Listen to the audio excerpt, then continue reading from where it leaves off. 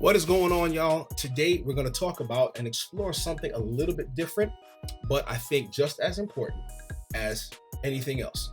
So, you're a musician and you're a keyboard player, a bass player, a drummer, but specifically a keyboard player. And you got a couple problems, all right? Your music is either too loud or too soft.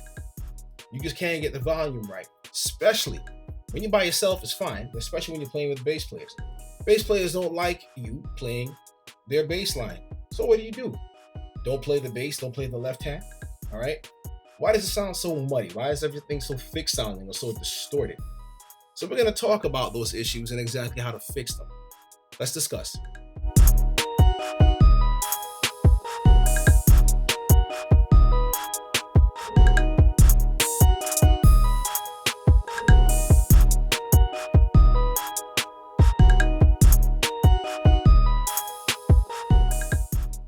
I'm Chris Moses, and this is Gospel Progressions University, where I'm here to equip you and help you as a musician or slash church musician.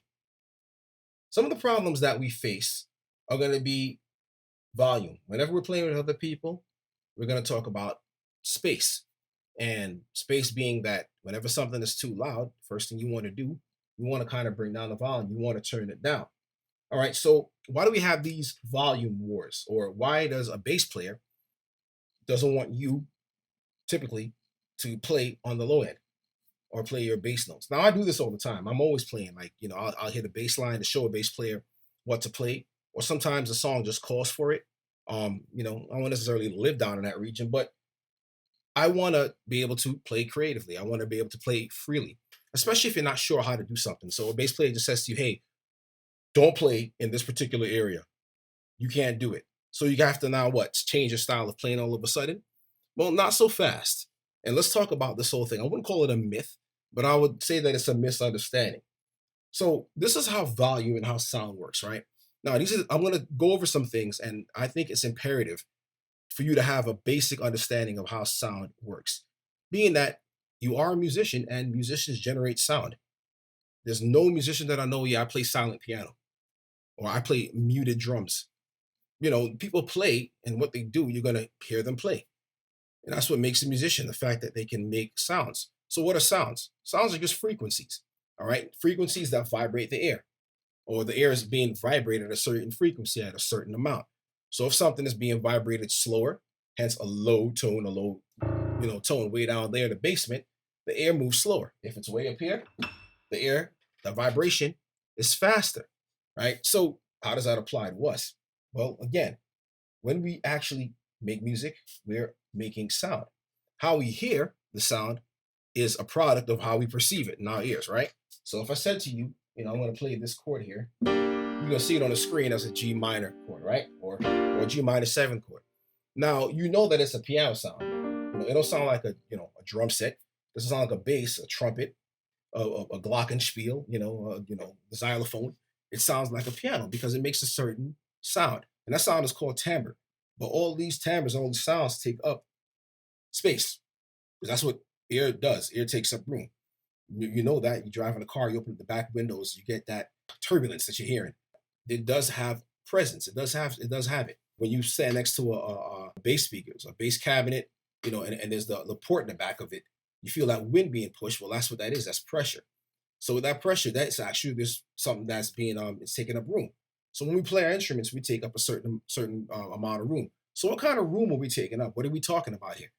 So everybody hears, for the most part, in a specific way, or most human beings hear between a certain frequency. So I'm going to pull up this thing here. It's a graphic equalizer, right? So now I have this on this piano track, and I put a track together. I'm going to talk about that in a second. Here's the thing: when we hear sound, we're hearing it between 20 hertz and 20,000 hertz. You see here we have 20 hertz and we have 20K or 20 kilohertz. And all that means is the amount of times the air is going to be vibrating. Generally, most humans, you can't hear below 20 hertz and above 20 kilohertz. If you can hear below that, you're an animal and you probably aren't playing an instrument, so this doesn't apply to you. Generally speaking, most adults are not going to hear in these higher registers way up here. You're going to have kids, teenagers are just going to hear that.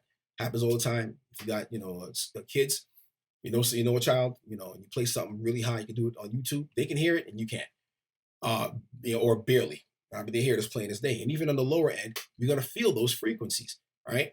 So when we say something is muddy sounding, we're talking about distortion. So we're talking about the lower region of sound that we're hearing. And the reason is because what we're hearing are the frequencies, but it just isn't what we're hearing, it's how loud it is. That's where the volume wars come in. For example, if I'm playing over here playing something, right? And I have this here, let's take a look at this EQ now. All right.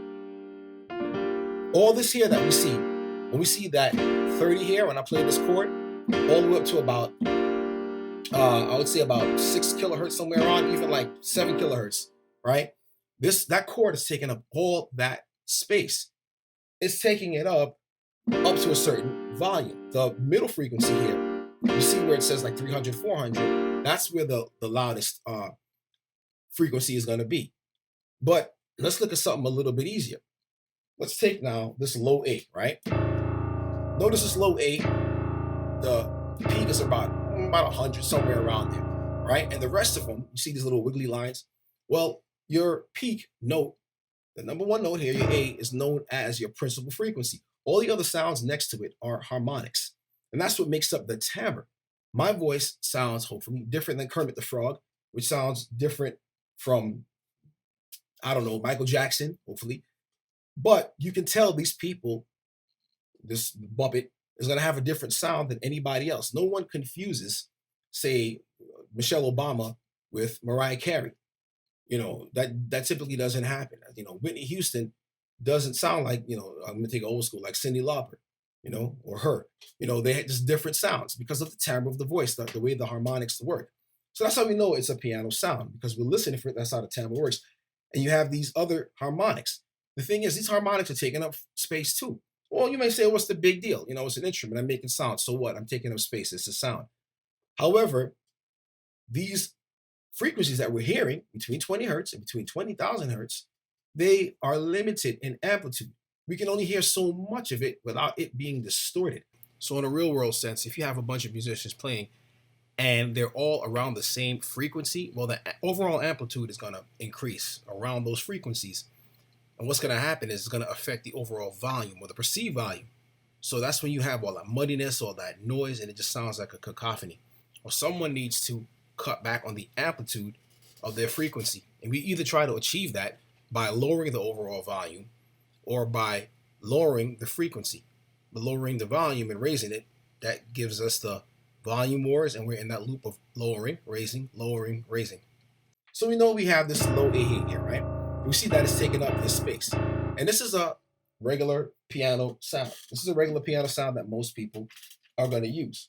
But we have this layered sound here, right? And a lot of us like our layered sounds. If you noticed, all right, notice now that in this lower range here, this lower frequency, that layered sound is taking up more room and it's a bit louder. Understand something. When you're playing your keyboard or any instrument or speaking, you're at a certain frequency, but you're at a certain amplitude or volume. So the overall loudness is perceived differently. These two here, the layered piano sound is at 0 dB, and the piano sound is at 0. I have them both set the same, right? But if you notice though, if I play a chord here on that layered sound and I go to the piano, that's why the layered piano is going to be perceived as different, because it's just two keyboards on top of one another. And not because they're turned up louder, it's because they occupy more of the frequency. So to illustrate this even further, you have to consider that when you have any principal frequency, the energy of that frequency, or the amplitude, or the energy on the impact of sound is just going to get bigger. If you have your keyboard and you're playing playing bass, and you're around the 300 frequency, 300 hertz frequency, you're at a certain energy level, a certain amplitude, which affects the volume. Now throw a bass player on top of that. You have on that same frequency, about 300 hertz, you increase the amplitude. Every time you add to a frequency, what you're doing, you can only go up, and you increase the energy that it has, or the effect that it has on the overall volume. Now you add a kick drum, you add more in that range. So every time you add something in that area, it just takes up more and more room sonically and has a greater effect on the overall volume. So with all this occupation going on, we got all these sounds going on, right? And we're taking up as piano players, keyboard players, we use a lot of this sound spectrum that the human being can hear. A human being can hear. Where does that leave room for anybody else? Where can anybody else fit in? Because we haven't gobbled it all up. Like I play this chord here, and these lower frequencies, like you see, like around 100, I'm not at that line yet, or even past it. So there's still more room in that sound bucket, in that sonic space, to put something else in, right? So all right, fine, we can do that. And that's with that layered sound. But now when I do something like this, see what happens? Now I'm doing this G chord here, all right, this G minor 7 chord, and I'm using up a lot of different, not just principal frequencies, but harmonics as well, and more of the speech, the spectrum where a human being can hear. And this is where the noise comes in. So you have these volume wars. So you may be at a church, you may be at a particular venue or setting, and you got people wanting to turn things up. Well, they turn their volume up. They're taking up more of their specific frequency that they're playing at, and they're raising it at a certain volume. They're using up more of that sonic space. So you got the bass player playing, then you got other people coming in with an electric, or a layered piano, and then you have chaos. And bass players get mad, not just the bass player. Now let's look at the drums now. I'll even play it back. We'll play back the drum beat that I have, and let's look at the spectrum analyzer here and look at these frequencies. See that? Then the bass was already near that line there, and they're all in the same area, about the same kind of amplitude. What do you think is going to happen to the overall volume or the perceived volume? The perceived volume is going to be loud. And if you have too many things going on, especially in that low area with the kick drum, the bass, and a left-hand happy keyboard player, well, you have an issue. You have an issue of volume. Turn me up, turn me down, turn me up, turn me down, turn me up. Can't get the proper volume. Or you have muddiness.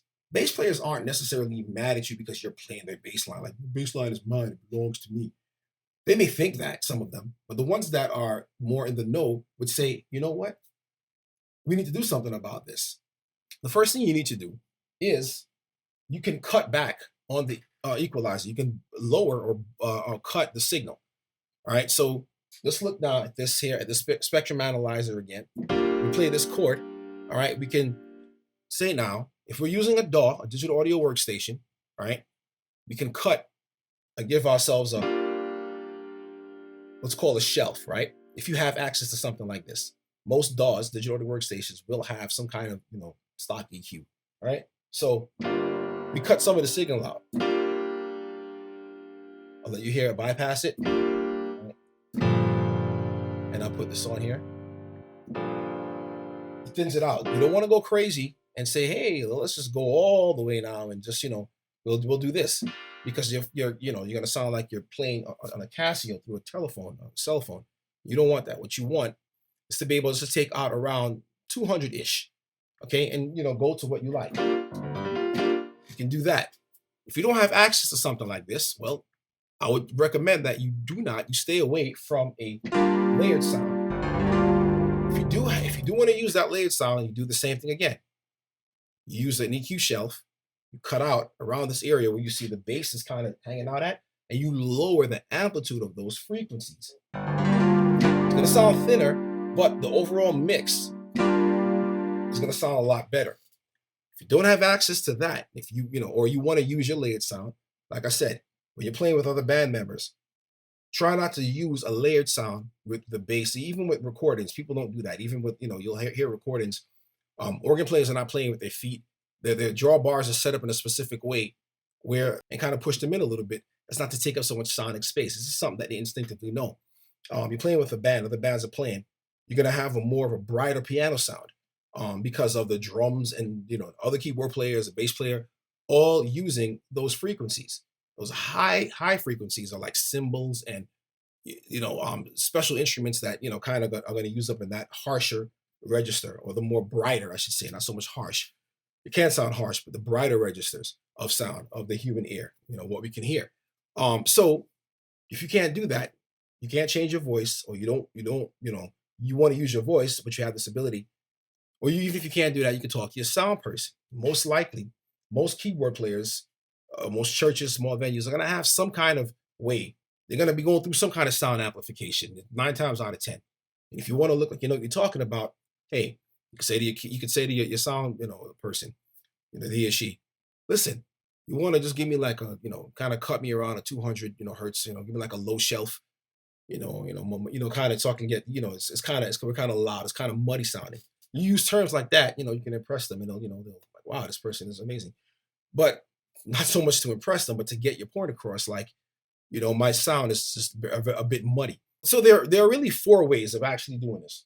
The first way, if you have a DAW, if you're connected to a DAW, you can actually cut around the 100, 200 hertz frequency and everything from there below, just like I have here, if you're able to do that.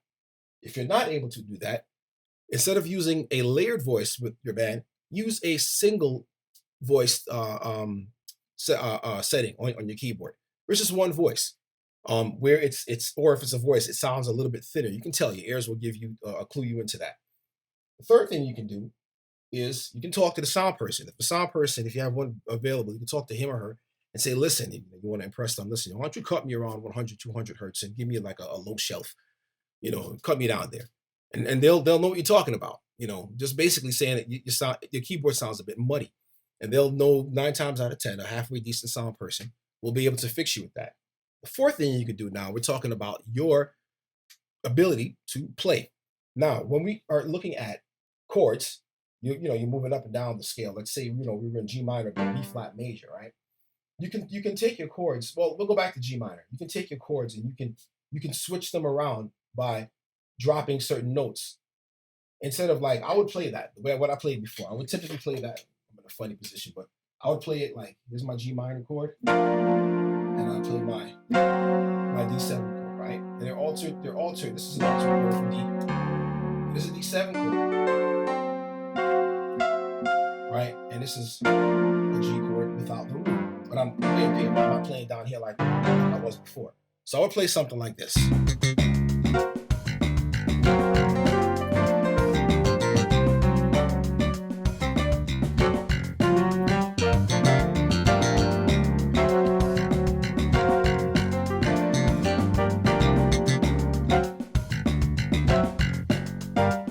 Something like that. That's how I would go about it. But you don't have to do anything that fancy. You don't have to know left-hand chords. They help you, but it takes a while to develop your left hand. So as you're developing your left hand, you can drop some of the sounds in your right hand and your left hand. You can trade. For example, you have a G minor chord. Right? This is how I learned how to play it years and years ago, right? Just like this or like this, right? And we see here how much sound is taken up, right? I'm gonna just reset this. Okay, you see that it's taking up a good chunk of sound, right? And it's going past the peak at around 200, and I'm way up, right? I'm peaking to death over here, but all right, we have this here, right? Now, if I say, well, let me drop the G, right? So we have this, we have F, G, flat, F. So what I can do now is, instead of playing the F again and the G 2 times, I play the G once, and I can take that out and also take out the F because I already have it. So now I have this just in my right hand. But now if I wanted to make it even a little more colorful, notice that the lower end, a lot of it's gone. A lot of that frequency has been gone, and some of the amplitude is even gone down as well. I can take the D out from here, play it here. I'm introducing some of that. But now I can invert that and say, okay, well, I'm going to play this here, right? This is a G minor 7. And I can take this here and invert it. And just still play B flat, right? D and G. And I can take here, or I can play this, invert it like so. And I can play the F, take the F out here, the second one from the top, and play it in my left hand. That doesn't work. I can keep doing this. All right. I said it was here. This is the chord. We can invert it once. Come up again. Take out this second to last note and play it here. And I can do that with all my chords. Basically, first thing is taking out my left hand bass, dropping that completely out, and looking at the chord and seeing what I could take, if I'm playing a 4-note chord especially, from my right hand, the second to last note, putting in my left hand. If that doesn't work, I can invert the chord, do the same thing, second to last note, left hand, and so forth. And this will help to improve your overall sound, so you're not playing so much over your bass player. Of course, it's not going to come instantly if you don't practice it. This is something that you'll have to practice. As I said before, I don't normally get into sound in my videos, but I think it's of utmost importance for musicians to understand the sound that they make from their instruments. However, what I do speak about in this channel is a lot music theory. And if you're looking to learn more about gospel music theory, then you need to go check out my guide over at gospelprogressionsuniversity.com. It's a free guide.